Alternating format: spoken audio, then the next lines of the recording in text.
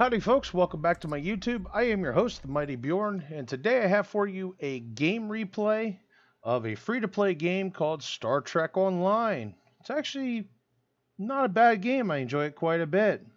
Well, let's talk a little bit about it. It is developed by Perfect World Entertainment. Now, it originally started with Atari, but a year later it would be switched over to Perfect World Entertainment. It was released on Windows in February 2010. And then ported over to console with Xbox and Xbox One in September of 2016. It is an MMORPG, as you can see here. It's very reminiscent of Star Wars Old Republic or WoW. Very similar games of that nature. Now I'm going to show you a bit of space here, space combat. I'm going to show you some land base. And I'm going to talk more about the game and how I feel about the game. Let's talk more about the good sides, and then we'll move to the neutral and what I feel is bad. We'll start with the space combat is actually really superb. It's very excellent. The sounds sound very authentic. The phasers sound like phasers. Things of that nature. When you launch a torpedo, it sounds like you're launching torpedoes from the actual Star Trek films and television shows. They did really good on that. The atmosphere actually is very well. It actually feels like I am in the Star Trek universe, atmosphere-wise. Like such as going on the bridge and that, it feels like I'm actually on the bridge of a starship. The story actually is very interesting and is very expansive, and they keep adding more and more content to it, which I find very good. They also keep adding task force operations. This game is almost 10 years old, and they're still making content for this game. And there's so much information with Star Trek out there between books and the shows and the movies and everything else, that they continuously add more and more to the game. So that's actually a really good part, is that the game is really never dull because they continuously add more to it to keep it interesting. And there's a lot more they can still add to it. Now we're going to go on to the neutral. And I feel the one to start with is, while starting the game off, it doesn't feel so bad. But once you reach the higher level, this game is incredibly grindy. I mean, please, just suck my life away, grindy. This is my primary character. I actually have 4 characters currently, and only 3 of them are level 60 right now. But this character is not fully tuned out. Now, he is the best of my characters. He's got the higher level equipment. That's past tier 12. He's actually got some tier 13 and tier 14 equipment. This is the tier 6 fleet command cruiser, which is a very good ship. And that's the other thing I like about the ships. The ships actually look like the ships from the movies and the series. As you can see here, it's a Sovereign class. It looks like a Sovereign class. The one thing I feel is kind of a neutral, I almost feel this is bad though, is there's certain parts of the game that's actually hidden. And what it is their missions have kind of been removed, but somehow you can still kind of trip over them. So I feel they either need to work on removing those in general, or fix them that they're playable, or whatever they need to do to add them back into the game. I feel they need to work on that, and that's the bad part about it. I'm not bothered by the hidden missions. The hidden missions are nice because some of these missions that they're old missions from like 10 years ago that you can still find in the game actually drop some fairly interesting, decent stuff. And I would say actually generally the graphics are dated. The game's 10 years old. I would say if this was 10 years ago, wow, these graphics would be amazing. They kind of need a little bit of an update, but I really wouldn't say it's too bad either. This is kind of a neutral leaning towards the good. The graphics for how old they are still look fairly decent to me. But I'm not a picky graphics guy. If you are, this probably isn't the game for you. Now, we're going to go into the bad, and this gets quite extensively, surprisingly. there's a paywall in the game for the tier 6 stuff, the higher level stuff. There's definitely a paywall. Now, understand that originally the game was designed for tier 5 to actually be the end game ships and equipment and things like that.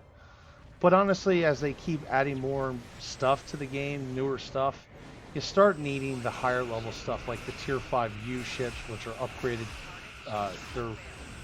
They're upgraded and enhanced tier 5 ships, or you just flat out need a tier 6 ship. Now you can grind, if you want to grind your life away, for a tier 6 fleet ship, which the tier 6 fleet ships are actually the most powerful ships in the game currently. But generally, that is a route most people probably will not take. They will probably open up their wallet and purchase a tier 6 ship.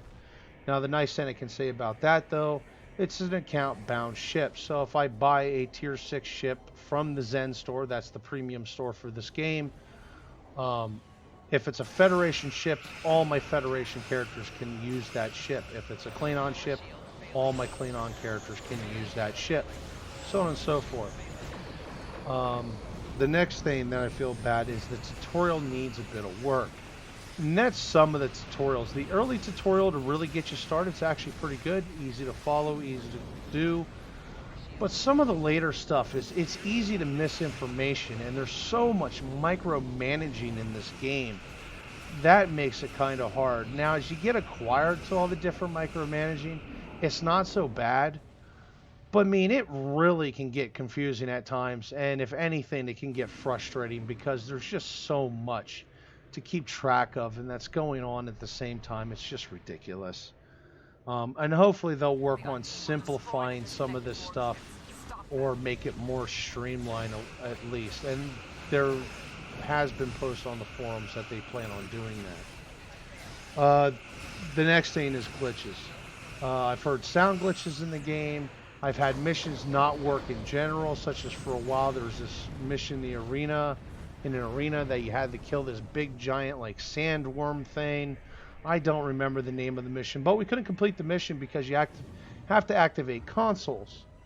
And the consoles just flat out weren't there at all. That's really annoying. The next thing that's really annoying is if you're running with a group of friends doing task force operations, you tend to have to do what's called a flight repeatedly. In other words, you do a flight, get together with your buddies, so you're in a flight group, do a task force operation, and when the task force operation is over, you tend to have to regroup together again to reform your flight group. That's a bit annoying. Not good, not bad, just really annoying, and there's a better way they could do that. The next thing is server problems. I have had server problems mostly on the ends of lag. That's actually quite a bit of occurrence. That's really honestly a regular occurrence. Now, the server being closed or shut down because of a server failure, that's pretty rare. So generally, and most of the time, the lag you can just kind of soldier through. But the fact that the servers lag on a regular basis is kind of alarming, to be honest. The options. Now, don't get me wrong, the options in the game, not the character options, the game options themselves, generally aren't bad, but like your notification options and things like that, you have to set them for each individual character. Your key settings, if you change your keybinds, which I do change my keybinds every time I make a new character, I have to rechange my keybinds for that one character. It'd be nice if it would just blanket through all the different characters and basically just more or less be an account bound feature, but it's not. It's a character bound feature. Not sure why. That's a nuisance, and actually I've kind of gotten bit in the butt a couple times because I forgot to change that stuff. Next, finally, the last part is the ground combat in this game is so miserable versus the space combat.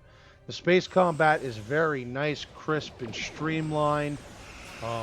Basically, all I have to do if I want to engage a ship is click on that ship and hit my space bar, and I start blasting away at them. And then all I have to do is click my different special abilities and things like that as I'm wearing them down. However, ground-based combat is not like that and is much more of a nuisance. And even though there's an automatic mode, normally you have to completely engage that, which can be a pain in the ass in itself.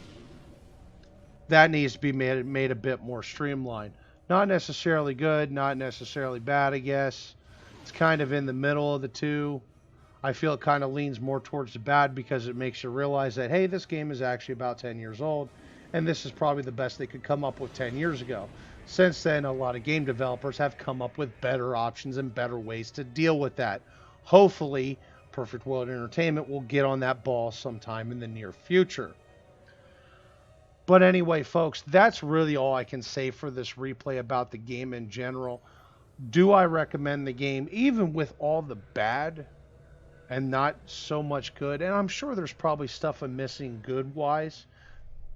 The game I find very entertaining. It's a free-to-play game generally, and if you're looking for an MMO just to play in, I want to say, as a semi-regular, laxed basis, this is a good game for you. And you don't even have to worry about the paywall. The paywall is if you want to be a more serious player or if you don't want to freaking grind. So some of the bads can actually be completely ignored. Some of the bads, they're just nuisances that you can just kind of deal with. It's just a nuisance that you have to deal with. So generally, the game does have a lot going for it. And the one big good I would actually say is great. It's a free-to-play game. So if you got the hard drive space and you're a Star Trek fan, download this game, try it out. It is a lot of fun. And the community in itself is actually really good. The community is very helpful. I was streaming this for a while on a regular basis, and viewers would come in and they'd be Star Trek Online players, and they would do things like throw me equipment or throw me tips to help me out. And at some point or another, I hope to actually get back to streaming this game on a semi-regular basis. It's just my life has been taken over by other things besides even doing videos. Actually, this was a video I wanted to do 2 months ago, in fact. So anyway, folks, that is going to be the end of this review for Star Trek Online. Once again, thank you very much for watching. Check out this game, and hopefully you enjoyed this review. Have a good one.